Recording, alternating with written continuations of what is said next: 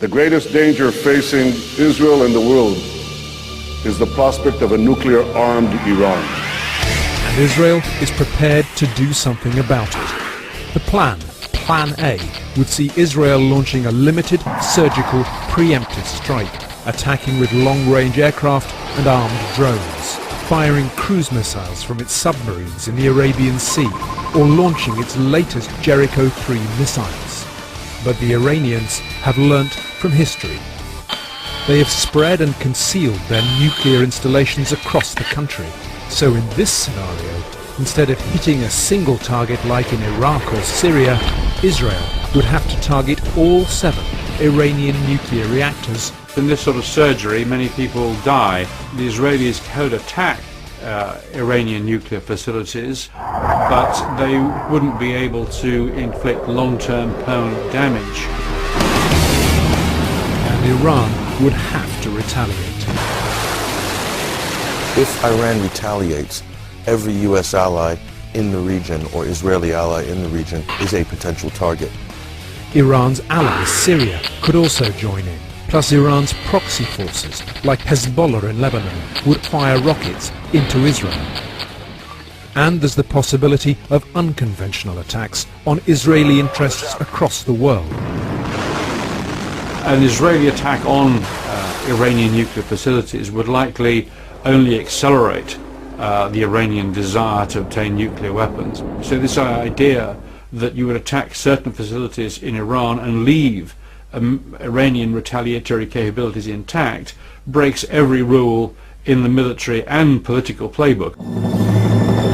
So, what's Plan B? The United States and the international community are determined to prevent Iran from acquiring nuclear weapons. The US military have had plans really since the fall of the Shah for military action. Cyber warfare is stage 1.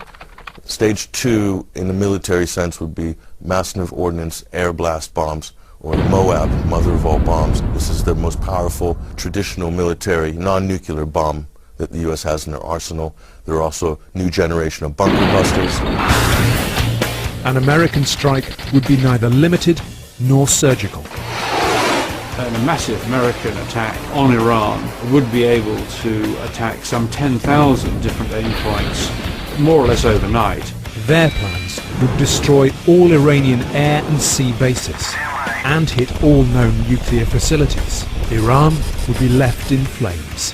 The Americans would claim that these were surgical strikes, although I'm sure there would be very, very considerable casualties, of course, but mostly off camera. If the U.S. or Israel hit a nuclear reactor that is going at full steam, you have the potential of a giant dirty bomb, and then the civilian deaths could be in the hundreds of thousands. This conflict, with estimates of between 1 and 2 million Iranian civilians dead, could get out of hand. You got to be careful of unintended consequences here. Best laid plans of mice and men don't always come to fruition. Chaos theory can come into play. This is uncharted territory for both America and Israel. After such a massive offensive, Iran would fire everything it had left towards Israel. It would launch wave after wave of attacks against Western targets in Iraq and Afghanistan, and damage ports and oil refineries in the Gulf. The US would ask its NATO allies for support, dragging Turkey and the 2 nuclear powers, Russia and China, reluctantly into the conflagration. After the first stage of an attack on Iran, this could balkanize the global geopolitical scene into a new Cold War scenario. The consequences for the world as a whole are a terrible return to 19th century power politics, which of course produced the First World War.